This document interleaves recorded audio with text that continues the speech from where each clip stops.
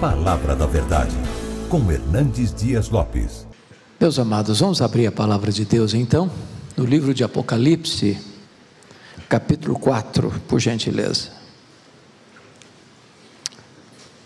Apocalipse, capítulo 4.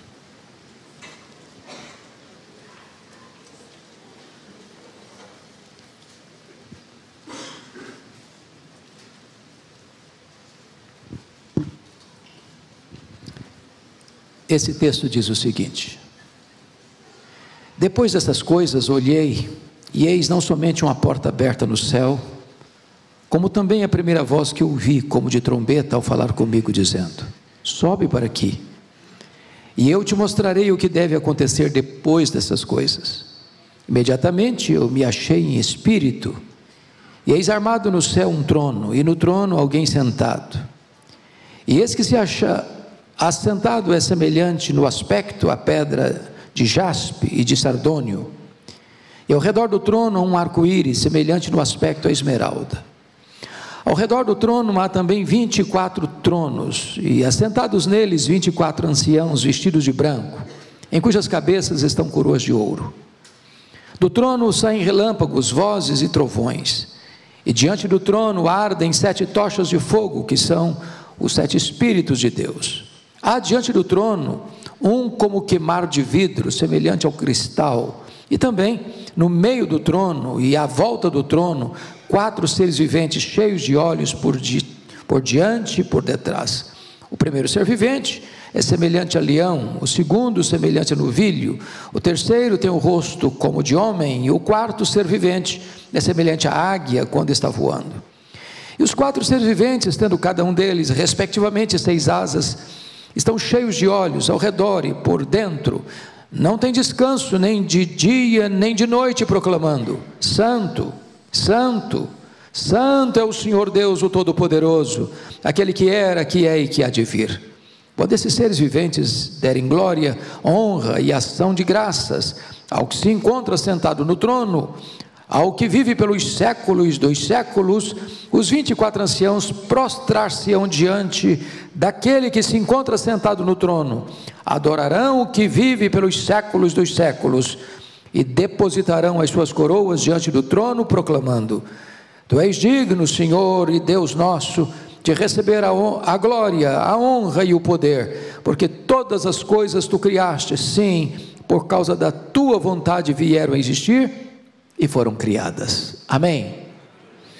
Eu gostaria de meditar com vocês hoje sobre o seguinte tema: não tenha medo, Deus está no trono. Meus amados, o contexto dessa passagem é que a igreja estava vivendo os seus momentos mais sombrios e amargos. A perseguição à igreja era crudelíssima. Os cristãos estavam sendo crucificados, queimados vivos, jogados às feras, perseguidos com grande crueldade. Os apóstolos de Jesus estavam mortos, exceto João, todos eles mortos pelo viés do martírio. João, já em idade avançada, sendo pastor em Éfeso, capital da Ásia Menor, é deportado para uma colônia penal, para uma ilha vulcânica do mar Egeu, a ilha de Pátmos. Certamente a intenção do imperador Domiciano, que começa a reinar em 81 e reina até 96, era jogar a última pá de cal na igreja tão machucada e ferida, fechando para João, o último representante do grupo apostólico, todas as portas na terra. Entretanto, Deus reverte essa situação. Quando tudo parecia perdido, quando a crise era medonha, diz a Escritura que o Senhor Jesus glorificado apareceu para João na ilha de Pátmos e deu uma ordem para ele registrar o que ele estava ouvindo e mandar às 7 igrejas da Ásia: Éfeso, Esmirna, Pérgamo, Tiatira, Sardes, Filadélfia e Laodiceia. Então João tem uma visão do Cristo glorificado no meio da igreja. João tem uma visão do Cristo que conhece a igreja, conhece a tribulação, a pobreza da igreja, conhece o lugar onde a igreja está. Mas agora, nesta nova cena, João não apenas escuta uma voz na terra, agora João vê o céu aberto, uma porta aberta, e agora ele recebe uma convocação: sobe para aqui, e eu te mostrarei as coisas, não que talvez aconteçam, não que podem acontecer, eu te mostrarei as coisas que devem acontecer. E então João tem esta visão do trono, porque a igreja enfrentará situações muito amargas, a igreja suportará uma perseguição crudelíssima. Com a abertura dos selos, o mundo persegue a igreja. Com o toque das trombetas, Deus traz o seu juízo parcial ao mundo que persegue a igreja. Então vem 4 inimigos terríveis para atacar a igreja: o anticristo, o falso profeta, o dragão, a grande Babilônia. Mas antes dessas cenas todas virem a acontecer, é necessário que João veja: Deus está sentado no trono, as rédeas da história estão em suas mãos, a história não está sem rumo, a história não caminha para um desastre, a história será conduzida à sua consumação, e a vitória retumbante é de Cristo e da sua igreja. Olhando para esse texto, irmãos, peço que observemos algumas lições. A primeira delas é que o Apocalipse é revelação do céu, não descobrimento da terra. Vejam vocês comigo, por gentileza, que João vê uma porta aberta no céu.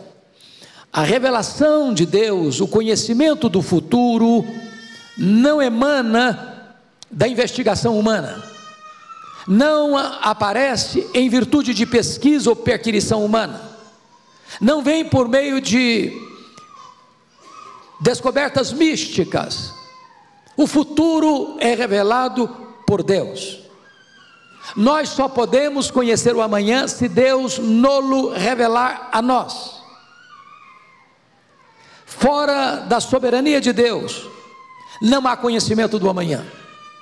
Não está nos astros, nas profecias humanas, nos mecanismos místicos. O futuro pertence a Deus, e é Deus quem vai trazer entendimento acerca do futuro. É curioso que quando João escuta esta voz, ele diz: as coisas que em breve devem acontecer. Eu gosto dessa expressão, porque não é que as coisas talvez aconteçam. Se os astros forem favoráveis, talvez aconteça. Se os homens cooperarem, talvez aconteça. Se os grandes deste mundo trabalharem bem, talvez aconteçam. Não, eu te mostrarei as coisas que devem acontecer. Deus é o agente, Deus está por trás, Deus é quem conduz a história à sua consumação. No trono Deus determina, não há acaso, não há falta de controle, o futuro está nas mãos de Deus. Agora, vejam vocês, o segundo ponto que eu quero destacar, é que Deus está sentado no trono do universo. Vejam vocês comigo o verso 2, por favor. João vê um trono no céu. Imediatamente eu me achei em espírito, e eis armado no céu um trono, no trono alguém sentado. É porque ele não podia estar fisicamente, porque com esse corpo nosso vulnerável, frágil, jamais João suportaria a glória de Deus. Esse Deus é luz e habita em luz inacessível. Jamais ele poderia contemplar o que contemplou, a não ser por meio de uma visão. Então ele se acha em espírito, e o que ele vê no céu é um trono. E trono fala de soberania, trono fala de controle, trono fala de governo.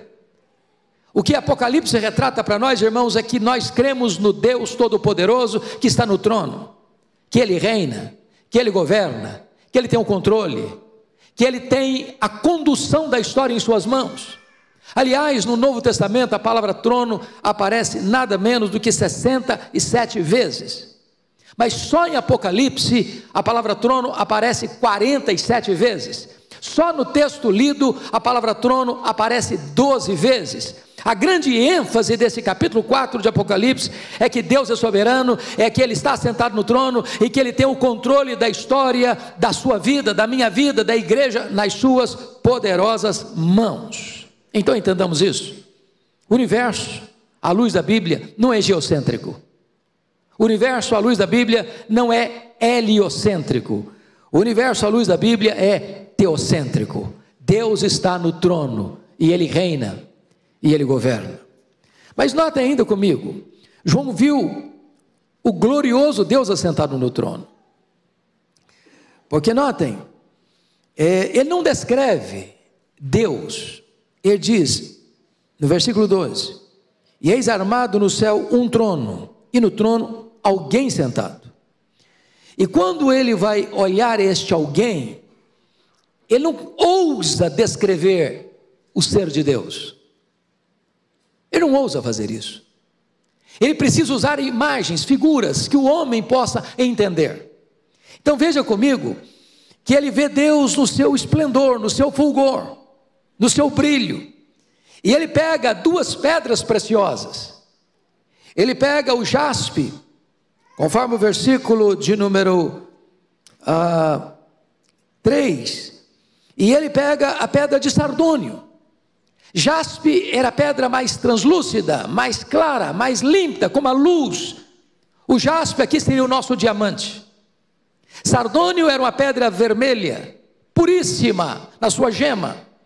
O que ele quer descrever para nós é que o trono de Deus tem a característica do diamante e do sardônio. Se a pedra branca de jaspe descreve a santidade de Deus, sardônio descreve o juízo de Deus. O que ele quer mostrar é que esse que está sentado no trono é santo e é justo. Os Césares de Roma, patrocinando crudelíssimas perseguições à igreja, estavam num trono humano, mas eles não eram santos e eles não eram justos. Mas o soberano Senhor do universo é santo e é justo. É esta visão que ele está tendo. Mas você pode perguntar ao texto: quais eram as características do trono de Deus? O que João vê?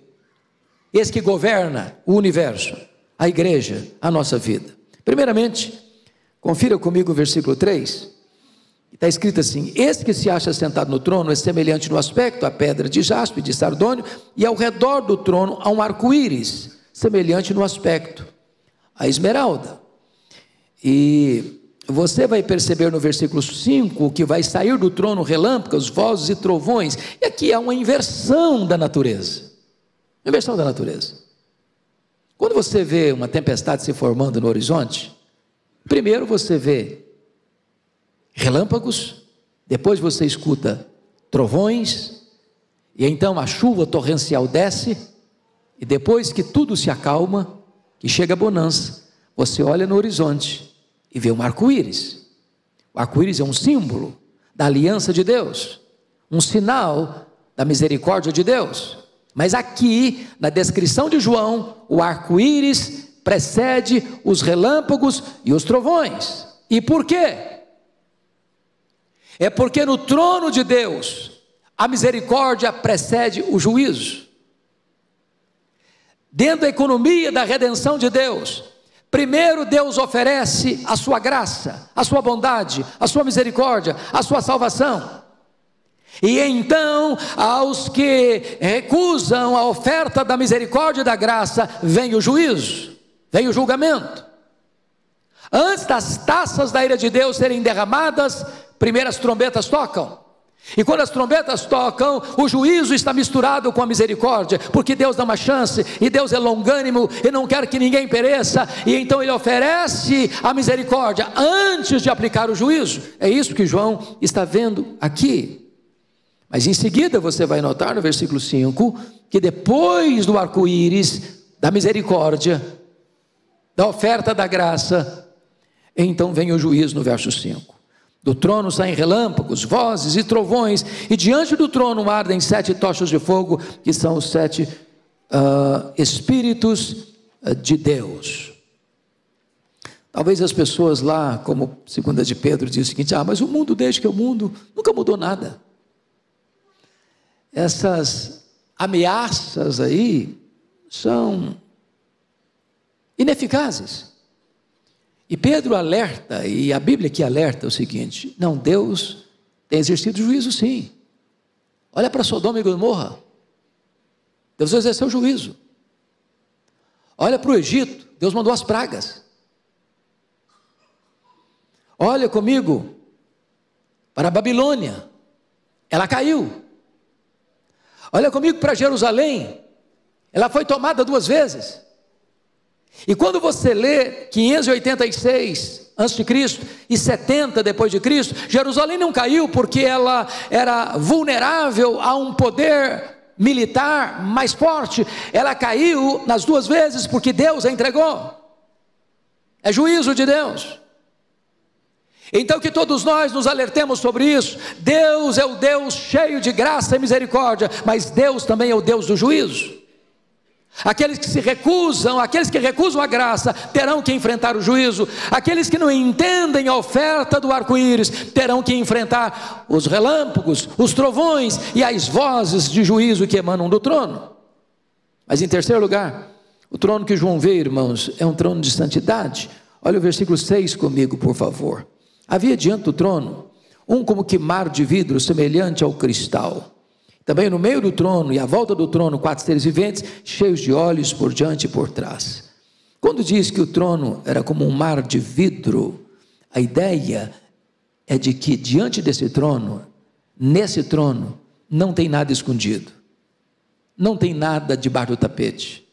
Não tem nada que seja inconsistente com o caráter deste Deus Santo. Os tronos da terra estão maculados pela injustiça. Os tronos da terra, tantas vezes, são os agentes da maldade, da violência. Mas o trono de Deus é puro. Do trono de Deus emana justiça. O trono de Deus é marcado pela santidade. Vejamos um terceiro ponto nesse texto, por gentileza. A igreja glorificada participa do reinado e do julgamento do mundo. Irmãos, é tão importante entender isso. Às vezes você pensa: eu só vou para o céu, vou lá ver coisas lindas, escutar coisas maravilhosas. Mas qual é a sua participação no céu quando você chegar lá? Você não vai só para o céu, você vai para o trono. O que Jesus prometeu à igreja de Laodiceia? Ao vencedor dar-lhe-ei sentar-se comigo no meu trono. Então confira comigo o versículo 4, por favor. Ao redor do trono há também 24 tronos, e assentados neles 24 anciãos, vestidos de branco, em cujas cabeças estão coroas de ouro. Vejam vocês que os 24 tronos não estão no centro, eles estão ao redor. Quem está no centro é o trono de Deus, é Deus quem governa. Mas os 24 tronos são corregentes com Deus. E a Bíblia diz que nós vamos julgar o mundo. A Bíblia diz que nós vamos julgar os anjos. A Bíblia diz que nós também cooperaremos com Deus no julgamento do universo. Não só você vai para o céu, mas você vai se assentar em trono. E o que esses 24 anciãos representam? Representam a igreja do Velho Testamento e do Novo Testamento. Representam os patriarcas e representam os apóstolos. Representa toda a igreja de Deus ao longo da história. Em outras palavras, a igreja será colocada numa posição de honra. Nós podemos compreender que não são anjos aqui que estão sentados nesses 24 tronos, mas a igreja. Primeiro, porque a Bíblia nunca diz que os anjos vão reinar. Segundo, por causa das vestes brancas, que são um símbolo da justiça de Deus, da justificação de Deus, das vestes alvas dos salvos, e anjo não é salvo. Os anjos que não caíram, jamais cairão. Os que caíram, para eles não tem redenção. Mas para você e eu, que caímos em Adão, somos agora resgatados pelo sangue do Cordeiro, somos redimidos e salvos pela graça, e vamos participar no céu do grande julgamento de Deus, porque seremos também reis. Haveremos também de reinar com Ele e julgar o mundo juntamente com Ele. Mas, meus amados, Vamos ver uma quarta lição nesse texto. A doxologia dos 4 seres viventes àquele que está sentado no trono, a partir do versículo 6 a 8. Então a pergunta é, olha comigo versículo 6, há diante do trono, como que um mar de vidro, semelhante ao cristal, e também no meio do trono, à volta do trono, 4 seres viventes, cheios de olhos por diante e por detrás. Eu peço que você note comigo, porque tudo está ao redor do trono. Ao redor do trono, né? Diante do trono, você vai perceber que no meio do trono, e tudo está aqui ao redor do trono. O trono é o centro, o trono é o eixo, o trono é de onde emana tudo. Isso significa que Deus é que tem o controle de tudo, que Deus é soberano, que as ordens emanam do trono, que tudo está ao redor do trono. É o trono de Deus, é o Deus soberano que está sentado no trono. Porém, o texto vai nos informar aí desses 4 seres viventes. O que eles são? O que eles representam? Eu preciso admitir que não tem consenso dos hermeneutas, dos exegetas, dos estudiosos acerca de o que significa isso. Mas eu vou lhes dar 3 ideias e vou dizer por que eu adoto e entendo que uma é a melhor. Primeiro, nós temos alguns que pensam que esses tronos falam dos 4 evangelhos. Ou melhor dizendo, que esses 4 seres viventes dos 4 evangelhos, por causa do versículo 7, o leão, o novilho, o homem, a águia. Então, não, aqui estão 4 evangelhos. Mateus é o leão, Jesus é o rei. Marcos, Jesus é o servo, então ele é o boi. Lucas é o homem perfeito, então é cara de homem. João é o evangelho da divindade de Cristo, é a águia que voa nas alturas. É uma ideia. Outros estudiosos olham para esse texto, não, esses 4 seres viventes estão representando a totalidade da natureza. Em todas as categorias que esses animais aparecem, eles são os líderes. O leão é o líder dos animais selváticos. O boi é o líder dos animais domésticos para servir. O homem é a criatura, a rei da criação. A águia é a rainha das aves que voam pelo espaço. Então, João estaria falando aqui de todos os elementos da natureza, que a natureza toda está adorando ao Deus que está sentado no trono. Mas a terceira ideia, e eu prefiro ficar com essa, é a ideia de que esses 4 seres viventes, vejam comigo por gentileza isto. Versículo 6, adiante do trono, um como que mar de vidro, semelhante ao cristal, e também no meio do trono e à volta do trono, 4 seres viventes, cheios de olhos por diante e por detrás. Agora veja, versículo 8, e os 4 seres viventes, tendo cada um deles respectivamente 6 asas, estão cheios de olhos ao redor e por dentro, não tem descanso nem de dia nem de noite, proclamando santo, santo, santo, é o Senhor Deus, o Todo-Poderoso, aquele que era, que é e que há de vir. Então a ideia melhor, penso eu, é que esses 4 seres viventes estão falando das altas ordens angelicais, como os serafins, lá de Isaías 6, que exatamente cantam a mesma verdade: santo, santo, santo é o Senhor Deus, o Todo-Poderoso. Então o que está acontecendo aqui? Esse que está sentado no trono, que é o nosso Deus, ele é adorado e ele é servido por toda a igreja redimida, e ele é adorado e servido por todas as hostes celestiais, que todo o céu o adora, todo o céu o exalta, todo o céu o proclama. Porque o que eles fazem? Vejam comigo, por gentileza, o que eles estão proclamando. Você pode ler comigo o versículo 8, a parte B. Eles não têm descanso, nem de dia nem de noite, proclamando, vamos juntos? Santo, santo, santo é o Senhor Deus, o Todo-Poderoso, aquele que era, e que é, e que há de vir. Esses seres viventes estão proclamando 3 atributos de Deus. Primeiro, a sua santidade. Segundo, a sua onipotência, ele é o Todo-Poderoso. Terceiro, a sua eternidade, porque está escrito que era, que é e que há de vir. Agora entendamos isso. Por que essa repetição? Santo, santo, santo.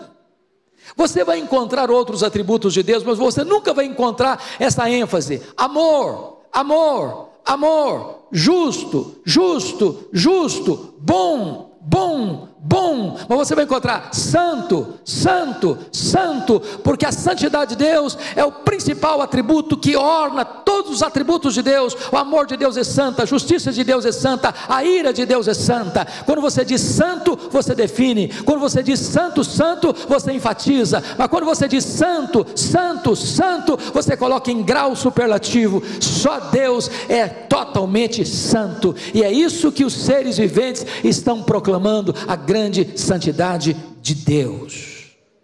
Mas finalmente, encerro aqui, a quinta lição é a doxologia, não só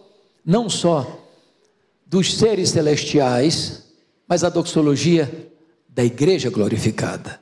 Versículos 10 e 11, aliás, a partir do versículo 9. Primeiramente, vejamos o objeto da adoração. Versículo 9 comigo, todos juntos, por favor.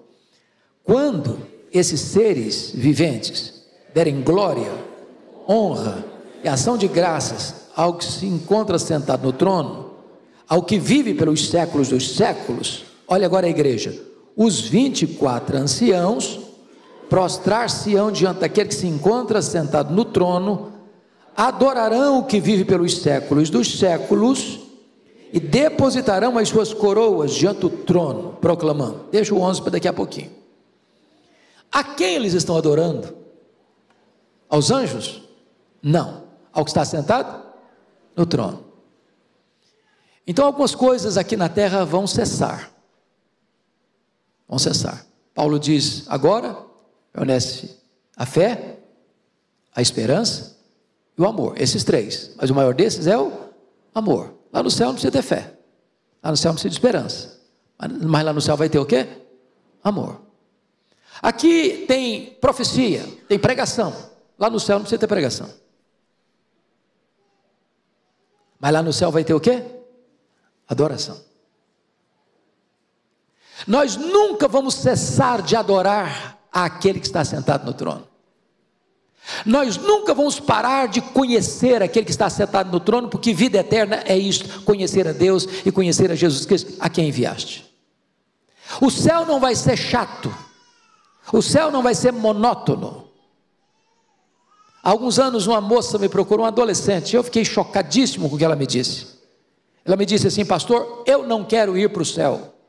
Eu tomei um susto. Falei, o que é isso, menina? Não quero. Falei, mas como assim? Me explica. Diz, eu acho que o céu vai ser muito chato, vai ser muito monótono.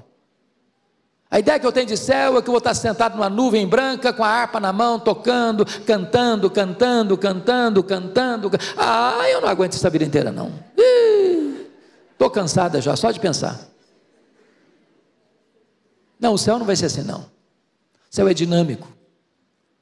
Você vai adorar, você vai trabalhar, os seus servos o servirão. Você vai contemplar a sua face, você vai se deleitar nele, você vai conhecer a ele, você vai fazer a vontade dele, você vai deliberadamente exultar-se nele, fruir a presença dele. Isso nunca vai terminar, porque Deus é inesgotável em seu ser. Você nunca chegará a um tempo na eternidade, se eu posso falar em tempo e eternidade, você pode dizer, agora já sei tudo, já conheço tudo, não tem novidade mais para mim. O céu é eternamente dinâmico. Nós vamos servi-lo, nós vamos adorá-lo. Mas notem mais, que no versículo 10, os adoradores vão fazer uma coisa, eles se prostrarão, os 24 anciãos se prostrarão. Meus irmãos amados, prestem atenção nisso aqui. Às vezes as pessoas, eu leio alguns livros, que as pessoas dizem que tem uma visão da glória de Deus, como um escritor disse que ele estava fazendo barba, pastor Arival, com a navalha no pescoço, e aí teve uma visão do Cristo glorificado, com a navalha na mão. Gente, olha a Bíblia, toda pessoa que tem uma visão da glória de Deus, qual a posição dela? Ela se prostra, ela se curva, ela é tomada por tamanha reverência diante da majestade de Deus, que ela não se aguenta. Diz a Bíblia lá em Apocalipse capítulo 1, que João, quando viu o Cristo da glória, caiu como morto aos seus pés. Quando Isaías viu a santidade de Deus, diz: ai de mim, Senhor. Quando Paulo teve a compreensão da grandeza de Deus, diz: desesperado homem que eu sou, quem me livrará do corpo desta morte? Mas agora, mesmo a igreja glorificada, mesmo a igreja aperfeiçoada, mesmo a igreja vivendo em corpos imortais, incorruptíveis, poderosos, gloriosos, espirituais, celestiais, semelhantes ao corpo da glória do Senhor Jesus, quando eles estão diante daquele que está no trono, eles se prostram. Mais do que se prostram. Vejam vocês aí, eles depositam as suas coroas diante do trono. Está dizendo o seguinte: só um é digno de ostentar uma coroa, só um é digno de estar no trono, só um é digno de receber a honra, de receber a glória. Eu reconheço que Ele, e só Ele é digno, e tira a coroa e deposita a coroa diante do seu trono. Não tem qualquer naipe, vesga de arrogância, de soberba, de autojustiça. Tudo vem dele, tudo é por meio dele e tudo é para ele.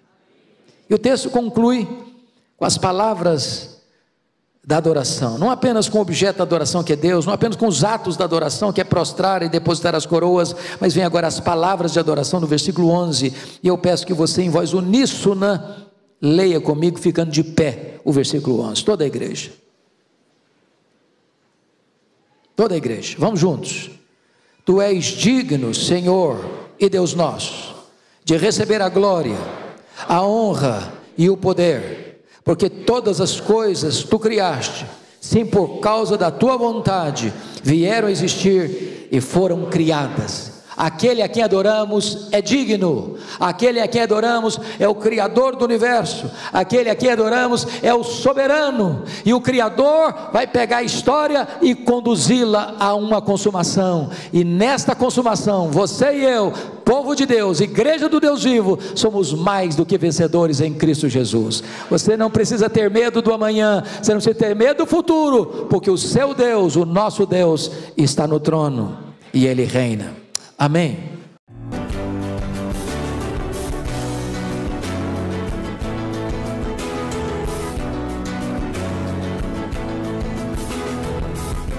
Palavra da Verdade, com Hernandes Dias Lopes.